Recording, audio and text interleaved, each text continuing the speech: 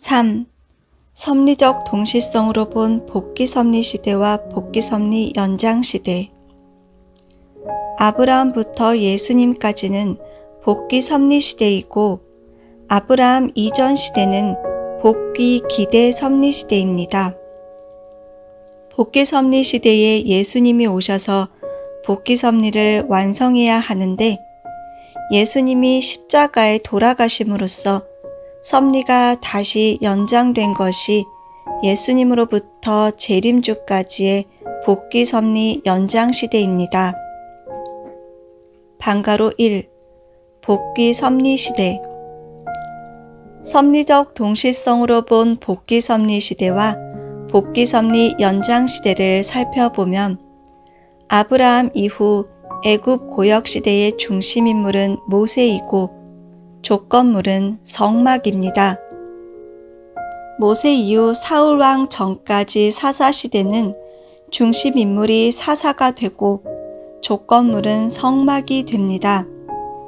사울왕, 다윗왕, 솔로몬왕 때인 통일왕국 시대의 중심인물은 예언자, 제사장, 국왕이고 조건물은 성전입니다. 그 중심인물 가운데 가장 높은 신분이 하나님의 말씀을 받아서 전하는 예언자이고 그 아래 하나님의 말씀을 듣고 제사를 드리는 제사장이 있고 그 아래에 국가의 통치자가 있습니다. 그 다음에 남북 왕조 분립시대에는 예언자, 제사장, 국왕이 중심인물이 되고 성전이 조건물이 되었습니다. 그러나 중심인물들이 잘못해서 전부 포로가 되었기 때문에 유대민족 포로 및 귀환시대는 아무것도 없습니다. 중심인물도 없고 조건물도 없습니다.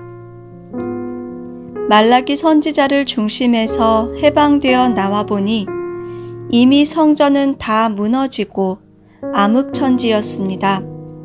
말라기 선지자가 제2성전을 개축하게 됩니다. 그때부터 예수님까지의 메시아 강림 준비 시대에는 말라기 선지자가 중심인물이 됩니다. 방가로 2. 복귀섭리 연장시대.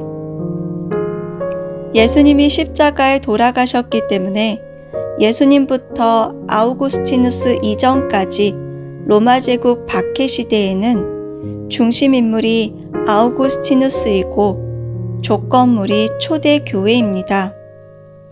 초대교회 시대에는 죽기를 각오하고 말씀을 전파했습니다. 그 다음 아우구스티누스부터 샤를마누 대제 이전까지 교구장제 기독교회 시대의 중심인물은 교구장이 되고 조건물은 가톨릭이 됩니다. 샤를마뉴 대제부터 120년 동안 기독왕국 시대에는 중심인물이 수도사, 교황, 국왕이 되며 조건물은 가톨릭이 됩니다. 기독왕국 시대에 이어 동서왕조 분립시대의 중심인물은 수도사, 교황, 국왕이고 조건물은 가톨릭이 됩니다. 가톨릭이 중심인물을 보필했습니다. 결국 교황들이 남프랑스의 아비뇽에 유배되는 교황 포로 및 귀환 시대에는 중심인물도 없고 조건물도 없습니다. 형상적 동시성 시대인 남북 왕조에 이어 유대민족 포로 및 귀환 시대처럼 성전이 폐허가 되고 전부 없어졌기 때문입니다. 마르틴 루터부터 재림주까지 메시아 재강림 준비 시대의 중심인물은 마르틴 루터가 되고 조건물은 신교가 됩니다. 이때부터 장로교, 성결교, 감리교 등 개신교회가 생겨서 지구상의 어느 나라든지 교회가 들어감으로써 누구나 성경을 볼 수 있게 되었으며 재림주가 오실 수 있도록 메시아 재강림을 준비하게 되는 것입니다. 방가로 3. 복귀섭리 시대와 복귀섭리 연장 시대의 비교. 괄호 1. 애굽 고역 시대와 로마 제국 박해 시대.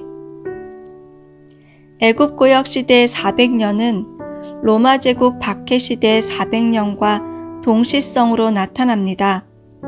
애굽 고역 시대는 동그라미 1. 아브라함이 헌재 실수로 사탄이 침범했습니다. 동그라미 2. 그것을 탕감복귀하기 위해 야곱의 12자식과 70가족이 400년 동안 애굽에서 고역을 치르게 됩니다. 애굽 고역 400년은 믿음을 세우는 형벌 기간입니다. 동그라미 3. 제1 이스라엘은 할례와 희생 그리고 안식일을 지키면서 사탄 분립 생활을 하게 됩니다. 동그라미 4. 모세의 3대 기적과 열재앙으로 바로를 굴복시키며 출애굽을 하게 되고, 동그라미 5. 애굽 고역 후 10계명과 구약을 중심으로 성막을 이루어 메시아 강림을 준비합니다. 마찬가지로 로마 박해 시대에는 애굽 고역 시대와 시대만 달랐지 그 내용은 고스란히 반복되어 나타납니다. 동그라미 A. 유대 민족과 예수님이 하나 되어 산 제사를 드려야 하는데 유대 민족의 불신으로 예수님은 십자가에 돌아가셨습니다. 아브라함의 헌재 실수처럼 사탄이 침범하는 일이 벌어졌습니다. 동그라미 B. 이를 탕감복귀하기 위해 예수님의 12제자와 70문도는 야곱의 12자식과 70가족이 애굽에서 고역을 살았듯이 로마에서 박해를 받게 됩니다. 로마 박해 시대 400년은 믿음을 세우는 형벌 기간입니다. 동그라미 C. 제2 이스라엘은 세례와 순교와 안식일과 성만찬으로 사탄 분립 생활을 하게 됩니다. 동그라미 D. 서기 313년에 콘스탄티누스 대제는 영적 기사와 권능에 의해 기독교를 승인하며 서기 392년에 테오도시우스 1세가 기독교를 국교로 만들고, 동그라미 2. 로마 박해 후 복음과 신약 중심으로 성전을 이루어 초대교회를 형성하고 메시아 재강림을 준비합니다. 로마 박해 시대 400년 동안 기독교는 상상할 수 없을 정도로 엄청난 박해를 받았습니다. 그때는 성도라는 말조차 못 썼는데 서기 313년 콘스탄티누스 대제에 이르러 기독교가 승리했다는 것은 놀라운 일입니다. 애굽 고역 시대에는 모세가 3대 기적과 10가지의 재앙으로 바로를 굴복시키고 출애굽을 이루었듯이 로마 박해 시대에도 영적 기사와 권능으로 서기 313년 콘스탄티누스 대제가 기독교를 승인한 것은 시대만 다를 뿐 동시성을 이룹니다. 당시 로마는 기울어져 가고 있었습니다. 망해가는 로마의 대권을 놓고 콘스탄티누스 대제와 막센티우스 황제가 전쟁을 벌였는데 어느 날 콘스탄티누스 대제의 꿈에 십자가가 보였습니다. 대제는 그것을 예수님의 계시로 알고 십자가 깃발을 내걸었고 싸움에서 승리를 거두었습니다. 콘스탄티누스 대제는 기독교를 박해하다가 예수님의 은사에 의해서 승리했다는 사실을 깨닫고 나서 기독교를 승인합니다. 그것이 영적 기사와 권능입니다. 애굽에서 바로가 이스라엘 민족을 보내주지 않자 모세가 3가지 권능과 10가지 재앙으로 바로를 굴복시켰습니다. 그 다음에 애굽 고역 후에 10계명을 통해서 구약이 중심이 되고 성막을 이루어 메시아를 모실 준비를 하게 되었습니다. 마찬가지로 로마 박해 후에 복음을 통해서 신약을 중심한 성전 이상을 이루게 됩니다. 그로 인해 초대 교회가 형성되었습니다. 그래서 재림 메시아를 맞이할 준비를 하는 것입니다. 괄호 2. 사사시대와 교구장제 기독교회 시대. 사사시대 400년과 교구장제 기독교회 시대 400년도 시대만 달라졌지 내용은 유사한 동시성 역사로 나타납니다.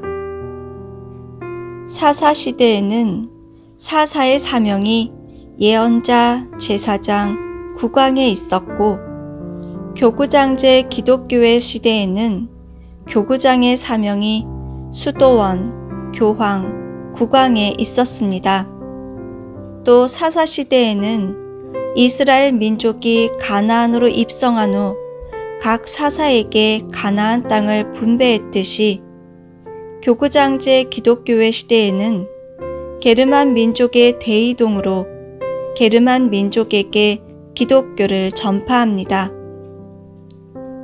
사사시대에는 새 땅에서 사사를 중심하고 새로운 선민을 형성하여 유대교 봉건사회의 기틀을 형성하였는데 교구장제 기독교회 시대에는 서구의 새 땅에 게르만 민족을 새로운 선민으로 세워 기독교 봉건사회의 기틀을 형성합니다.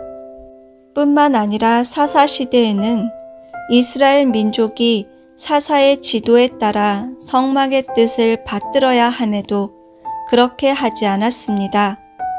이스라엘 민족은 선민으로서 가나안 민족을 멸망시켜야 했는데 오히려 그들의 악습을 이어받아 우상을 섬김으로써 신앙에 큰 혼란을 초래했습니다. 마찬가지로 교구장제 기독교회 시대에는 기독교 신도가 교구장의 지도에 따라 성전을 받들어야 함에도 그렇게 하지 않았습니다.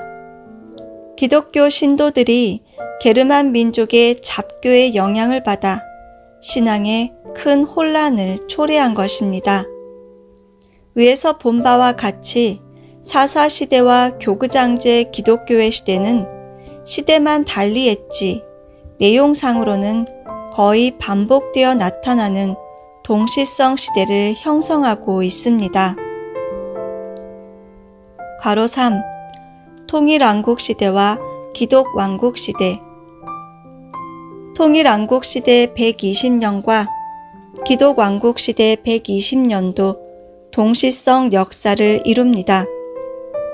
통일왕국시대에는 선지자 사무엘이 사울 왕에게 기름을 부어 아브라함 이후 800년 만에 처음으로 이스라엘 민족의 왕이 됩니다. 기독왕국 시대에는 교황 레오 3세가 샤를마뉴에게 대관식을 함으로써 800년 만에 처음으로 교황이 승인한 왕이 탄생합니다.